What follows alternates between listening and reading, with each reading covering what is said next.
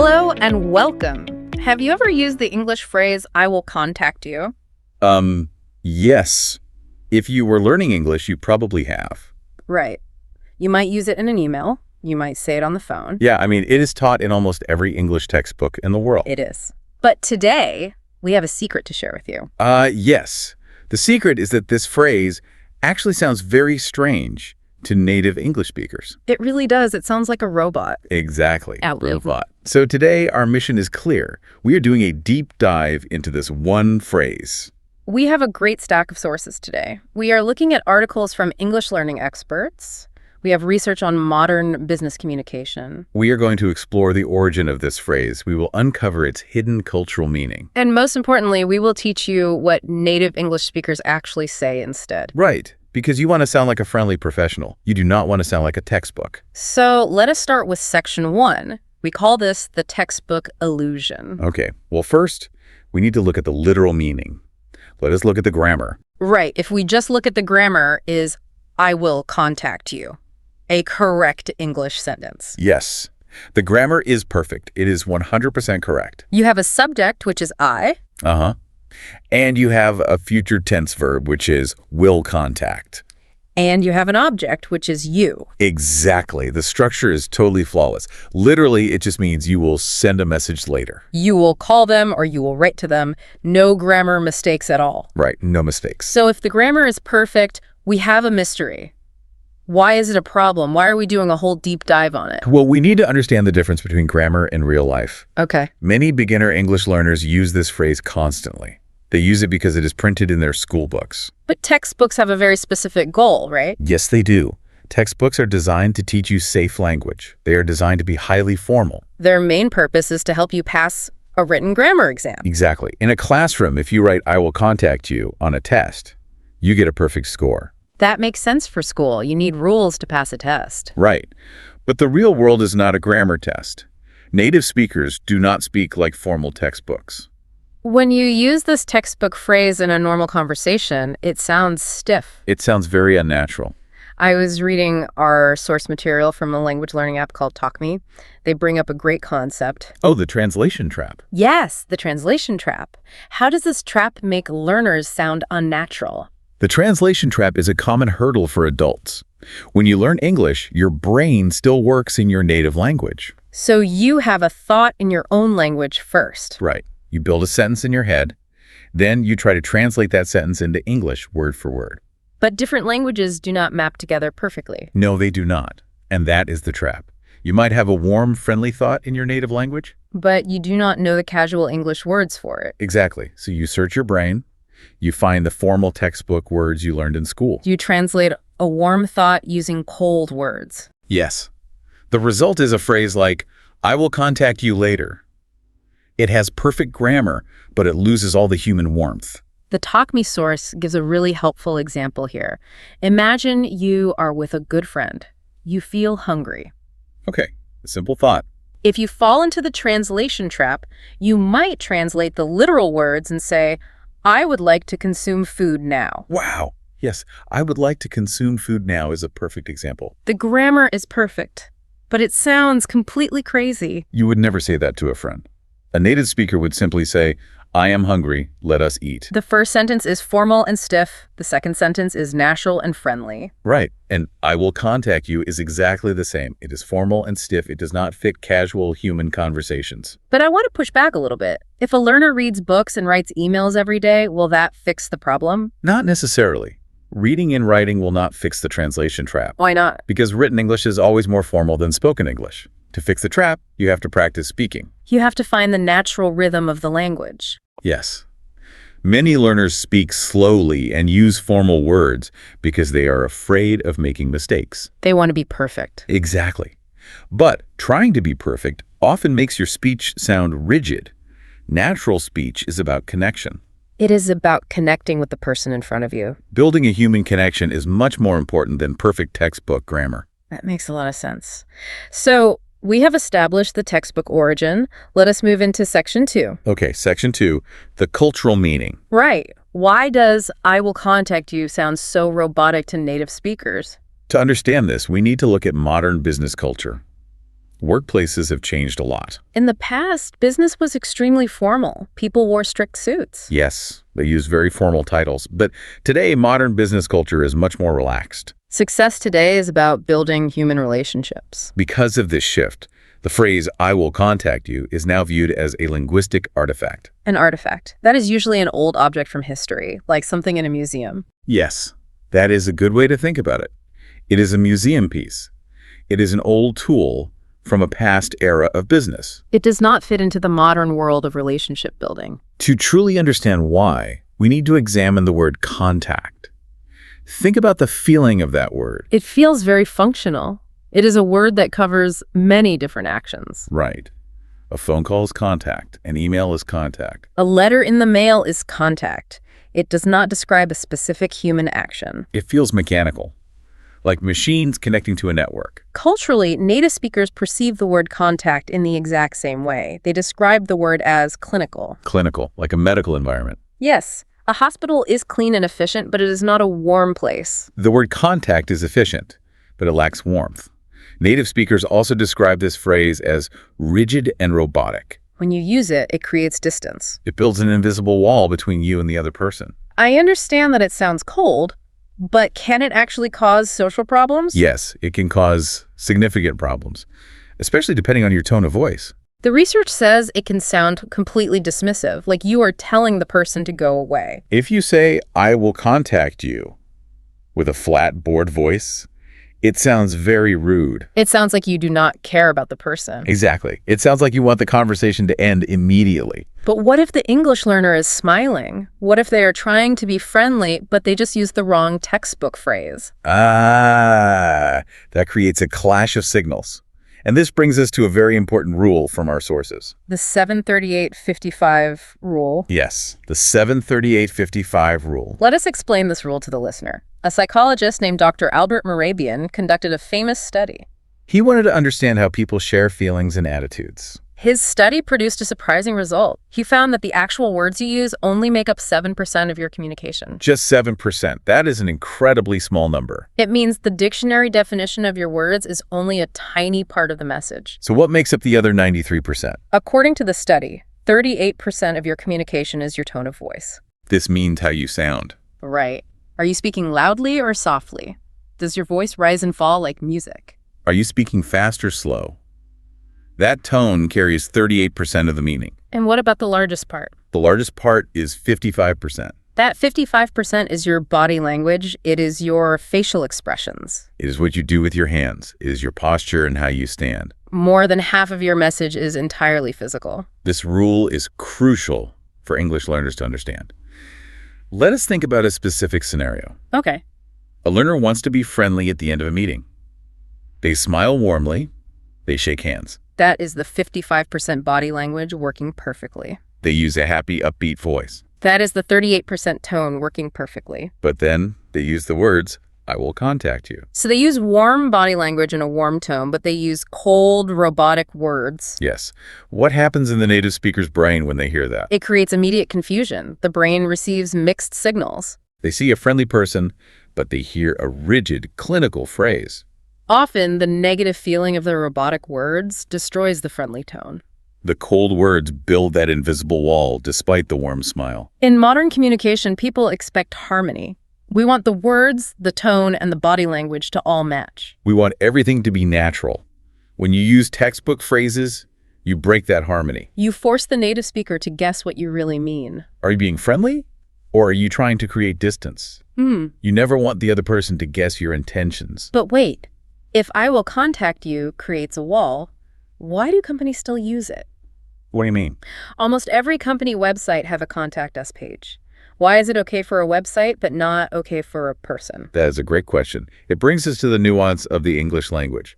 Websites are not people. A website is an institution. Exactly. Institutions use formal, clinical language because they are not your personal friends. So the phrase is not dead. Native speakers do still use it today. They do use it, but only in very specific, highly formal situations. Like institutional, legal, or corporate situations. Yes. Let us give the listener some real-world examples. When would a native speaker actually say, "I will contact you"? Let us imagine you are dealing with a large corporate bank or a law firm. You submit some paperwork. A lawyer might send you an official notice. The letter might say, "We will contact you regarding the status of your claim." Why does the lawyer use that phrase? The lawyer uses it specifically to maintain a professional distance. Right. The lawyer does not want to be your friend. The lawyer represents an institution. The clinical phrase is appropriate there. What about a job interview? That is another perfect example. Imagine a company interviews several people for a job. They choose someone else. They have to send a rejection letter. A formal rejection letter might say, "We have chosen another candidate. We will not contact you further." Ouch. That sounds incredibly cold. It is cold, but in a legal or corporate rejection, companies want to be clear and final. They use the robotic word to build a firm wall. They are signaling that the relationship is over. This makes the problem so clear. If a bank or a lawyer uses contact to keep a safe distance, a learner should never use it with a new friend. You do not want to build a wall with your coworkers. Precisely. If you are writing a legal document, use the word contact. But if you are talking to a colleague or a client, avoid it entirely. That brings us to the most important part of our deep dive. Section 3, Modern English Usage. We know what not to say. Now, we are going to teach the listener what to say instead. We have some everyday alternatives. These are the phrases native speakers actually use in real life. They are natural, they are friendly, they do not build walls. Let us start with everyday alternative number 1. The phrase is, "I'll get back to you." Let me say it again slowly for the listener to practice. I'll get back to you. This is an incredibly common and useful phrase. "I'll get back to you" is highly efficient. When should the listener use this specific phrase? You use this phrase when someone asks you a direct question, but you do not have the answer right away. It implies that you need to go do some work, find the answer, and then return. Let us imagine a business scenario. We are in a project meeting. You are my manager. I ask you, how much does the new software cost? I do not know the price from memory. I need to check my computer. I should not say, "I will contact you with the price." No, that sounds like you are a robot processing data. Instead, I say, "That is a great question. I do not have the exact price right now. I'll get back to you." It feels very natural. It tells the manager you will find the information and return with the answer. Our sources offer a pro tip for this phrase. What is the pro tip? If you want to sound highly professional, you should add a specific timeline to the phrase. Add a timeline. You mean tell them when I will return? Yes. Do not just say, "I'll get back to you." Say, "I'll get back to you by tomorrow morning." Or you can say, I'll get back to you before the end of the day. Why does adding a time make such a big difference? It removes anxiety for the other person. In business, people worry when they do not have answers. If you give them a specific time, they can relax. They know exactly when they will hear from you. It shows that you respect their time. I'll get back to you with a report by Friday. It is a perfect business sentence. That is excellent advice. Now let us look at everyday alternative number 2. The phrase is, I'll reach out. Let me repeat it. I'll reach out. This phrase is very interesting. It relies on a great metaphor. A metaphor uses an image to describe a concept. I want the listener to think about the physical action of the words reach out. Imagine extending your arm forward. Imagine physically reaching your hand across a table to shake hands with someone. It is a physical, active movement. You are making a personal effort to connect. Yes. That physical image is why this phrase feels so warm. "I'll reach out" is a proactive phrase. Proactive means you are taking the initiative. You are not waiting for the other person. You are taking the first step to build the connection. In modern business, proactive people are highly valued. So this phrase makes you sound like a valuable professional. Where is the best place to use it? It is fantastic for networking. Networking is all about building new professional relationships. Let us create another scenario. Imagine you are at a large business conference. You meet a very interesting person from another company. You have a long, friendly conversation. The conference is ending, and it is time to say goodbye. You want to speak to them again next week. If you say, "I will contact you next week," you just built a clinical wall. You ruin the friendly conversation. It sounds like a rejection letter. Instead, you should smile, shake their hand, and say, "It was so great meeting you today. I'll reach out next week so we can get coffee." That is a flawless use of the phrase. It sounds enthusiastic. It sounds like you genuinely want to see them again. It matches the warm body language. Can you use I'll reach out with customers or clients. Absolutely. It is great for customer service. If a client has a complex problem, you want to show them you care. You can say, let me discuss this issue with my team, and I'll reach out to you as soon as I have an update. It shows you are taking personal ownership of their problem. You are extending your hand to help them. We have covered 2 excellent phrases for professional situations. I'll get back to you and I'll reach out. But what about your personal life? What if the listener is just talking to a friend? That brings us to everyday alternative number 3. For casual situations, you can say, I'll be in touch. Let me repeat that one. I'll be in touch. This is a standard everyday replacement. It is very relaxed. I'll be in touch simply means we will maintain our relationship. We will speak again soon. It does not promise a specific time or a specific answer. It just keeps the door open in a friendly way. What if you know exactly how you're going to communicate with them? Should you be specific? Yes. Being specific is often the best choice for everyday life. Instead of searching for a formal phrase, just describe the action you are going to take. So instead of saying, I will contact you later, I can just say, I'll text you later. Exactly. It is simple and direct. I'll text you later. I'll call you tomorrow. I'll email you the details tonight. It completely removes the mystery. The robotic word contact hides the action. Saying, I'll text you, makes the action clear. Specificity is very friendly. It tells the other person exactly what to expect. As we discuss all these alternatives, I want to point out a crucial detail. Yes, this is very important. It is about how we are pronouncing the words. We're not saying the 2 separate words, I will. We're using a shorter sound. We are saying I'll. We need to talk about the power of contractions. A contraction is when we push 2 words together to make one shorter word. I will becomes I'll. Do not becomes don't. Cannot becomes can't. Why are contractions so important for an English learner? Textbooks teach both forms. It matters because of the physical rhythm of spoken English. Native speakers use contractions almost constantly. It is how the language flows smoothly. Let us demonstrate the difference for the listener. I will speak without a contraction. Listen closely. I will. Get back. Listen to how heavy that sounds. When you separate every single word, it takes more physical effort to speak. It sounds slow. It sounds formal. It brings back that robotic feeling. It does feel heavy. Let me try it with the contraction. I'll get back to you. The difference is massive. With the contraction, the sentence flows like water. It is smooth. It sounds like natural human speech. Unless you are standing in a courtroom talking to a judge, you should use contractions in spoken English. Always use I'll instead of I will when speaking. It is such a simple rule, but it completely changes your tone. It removes the stiffness immediately. If an English learner only takes one lesson from today, it should be to embrace contractions. I'll get back to you. I'll reach out. I'll text you. This has been incredibly helpful. We have taken a single, formal textbook phrase and opened up a whole new way of speaking. It is about changing your mindset.